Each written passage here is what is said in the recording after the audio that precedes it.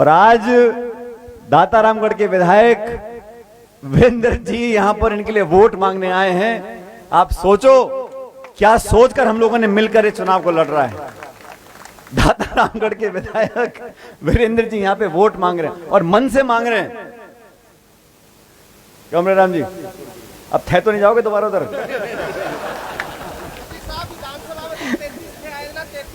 तो मैं अमराराम जी को बोल रहा हूं, आप संसद में पहुंचकर कम से कम दातारामगढ़ को छोड़ देना, तुम सीकर के राजनीति करना। वीरेंद्र जी भी राजी रहेंगे, नारायण सिंह जी भी राजी रहेंगे। हम लोग आपस में चुनाव भी लड़े हैं साथियों, लेकिन देश के सामने आज बड़ी चुनौतियां हैं। आज फर्क नहीं पड़ता कि विपक्ष का कौन सा दल कितनी सीटों से कहां लड़ रहा है, चाहे बिहार हो, चाहे महाराष्ट्र हो, चाहे राजस्थान हो। आज हम सबको मिलकर देश के सामने जो बड़ी चुनौतियां हैं उसका सामना करना है। आज व्यापक दिल रखकर हमने सीटों का बंटवारा किया है। आज यहां पर एक दल चुनाव नहीं लड़ रहा है, यहां पर इंडिया गठबंधन की तमाम ताकतें हम मिलकर चुनाव लड़ रहे हैं। और जैसा सुरेश मोदी जी ने कहा कि यहां पिछली बार मैं आया था, आप लोगों ने बड़ा आशीर्वाद दिया और इस क्षेत्र में जो विकास के काम हुए, प्रशासनिक काम हुए, विधायक कोष से काम हुए, सरकार ने काम कराए और विधायक महोदय ने मिलकर सबको साथ जोड़कर रखने का काम किया। इसी के वजह से यहां से भारी बहुमत से हम जीत कर गए थे। और आपकी जो पानी की समस्याएं हैं, सिंचाई की, पीने की, सुरेश मोदी जी और हम मिलकर इसको जयपुर में उठाएंगे और अमराराम जी जीत कर जाएंगे दिल्ली में, तो संसद में इसको उठाएंगे और अपने प्रभाव से हम सारे कामों को संपन्न करने का काम करेंगे। मेरा आप सब लोगों से आग्रह है, ये चुनाव महत्वपूर्ण है इसलिए नहीं क्योंकि अमराराम जी संसद में पहुंच जाएंगे। ये चुनाव महत्वपूर्ण इसलिए है कि आने वाले 5 साल में इस देश की दशा दिशा कैसी होगी। इस देश में, जैसा मैंने पहले कहा, संवैधानिक संस्थाओं को नीतिगत तरीके से उनकी विश्वसनीयता, उनकी पारदर्शिता को कम करने की कोशिश की जा रही है। आज हम लोगों ने, कांग्रेस पार्टी ने वादा किया कि नरेगा में जो रोज का पैसा मिलता है वो कम से कम 400 रुपए मिलेगा। हम लोगों ने वादा किया हर गरीब परिवार के घर में महिला के खाते में प्रतिवर्ष 1 लाख रुपए हम लोग देंगे।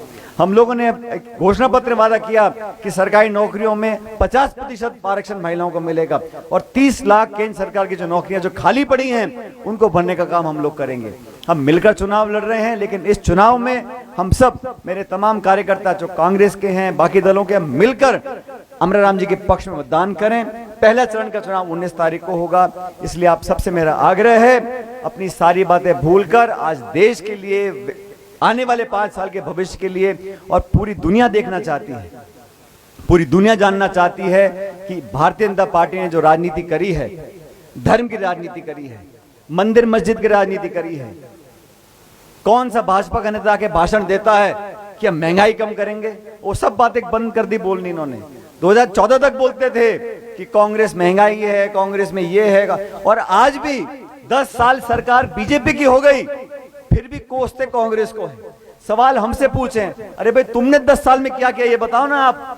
आपने कितनी खरीद करी फसल की, कितनी महंगाई कम कर दी, कितना निवेश हुआ सड़क में, बिजली में, खाद का, बीज का, पानी का, रोजगार का, शिक्षा का, चिकित्सा का, कोई मतलब नहीं है। हिंदू मुसलमान, मंदिर मस्जिद, हिंदुस्तान पाकिस्तान, इतना ही तो बोलते हैं, कोई चौथी बात तो बोलता नहीं कोई।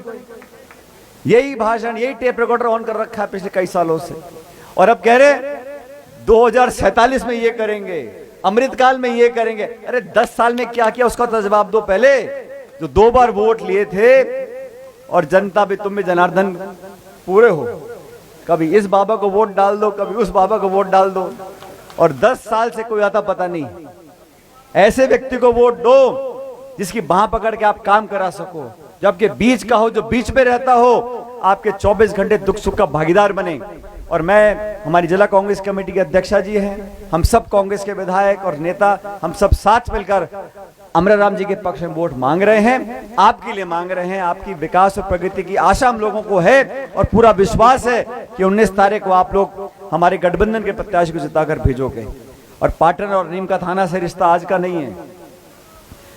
सूर्य जी तो बहुत देर में राजनीति में आए हैं, आपका पूरा परिवार जुड़ा रहा कांग्रेस से, हम सब, मेरा खुद का व्यक्तिगत यहाँ से बहुत पुराना संबंध है। और अमराराम जी के चुनाव प्रचार के लिए मुझे सीताराम येचुरी, बृंदा करात जी, तमाम नेताओं ने मुझे कहा कि हम सब ने मिलकर एक ऐसे व्यक्ति को टिकट दिया है जो किसान और मजदूर की आवाज को उठाता रहा। और ये मैं देख चुका, हम सरकार में थे तब भी अमरनाथ जी कभी यहां पे धरना, यहां पे भूख हड़ताल, ये चिल्लाना, वो चीखना, लेकिन किस लिए करते थे? सरकारों का विरोध करना कोई बुरी बात नहीं है। अगर जनता के हित में, मैं प्रदेश कांग्रेस का अध्यक्ष था, हम भी संघर्ष करते थे, विरोध करते थे और जमकर करते थे, लेकिन व्यक्तिगत नहीं करते थे, नफरत की राजनीति नहीं करते थे। सिद्धांत की, उसूल की, नौजवानों के लिए, किसानों के लिए धरने भी दिए, प्रदर्शन भी किए। लोकतंत्र में विपक्ष उतना महत्वपूर्ण जितना सरकार है। ये तराजू है, इसको बराबर में आंकना पड़ेगा। लोकतंत्र तब मजबूत है जब विपक्ष मजबूत है। साथियों, लोकतंत्र का मतलब यह नहीं है कि हमने वोट डालने का अधिकार हमको मिल गया। वोट तो रूस में भी पड़ते हैं, वोट तो पाकिस्तान में पड़ते हैं, लेकिन लोकतंत्र वहां मजबूत है जहां संवैधानिक संस्थाएं मजबूत हैं, जहां संसद में जवाबदेही होती है। ये वो सरकार है जिसने एक दिन में 147 सांसदों को निलंबित कर दिया और फिर सारे कानून पास करा दिए। संस्थाओं को बचाने के लिए, किसानों की आवाज को बुलंद करने के लिए, नौजवानों का बेहतर भविष्य तलाशने के लिए 19 तारीख को आपको अमरनाथ जी को वोट डालना है। ये आग्रह करने के लिए आपके बीच में आया था। आपने बहुत चैन से मेरी बात को सुना और जैसे मैंने शुरू में कहा, अब वीरेंद्र जी संदेश लेकर आए हैं, नारायण सिंह जी का भी, कि अमरनाथ जी को जिताना है। तो आप समझ लो, सब मिलकर एकजुटता से चुनाव लड़ रहे हैं। भारी बहुमत से 19 तारीख को अमरनाथ जी को वोट डालकर जिताओ और आप सब परिवार सहित हमेशा मुस्कुराओ, फलो फूलो, आगे बढ़ो। मेरी आपको बहुत बहुत शुभकामनाएं। जय हिंद, राम राम साहब।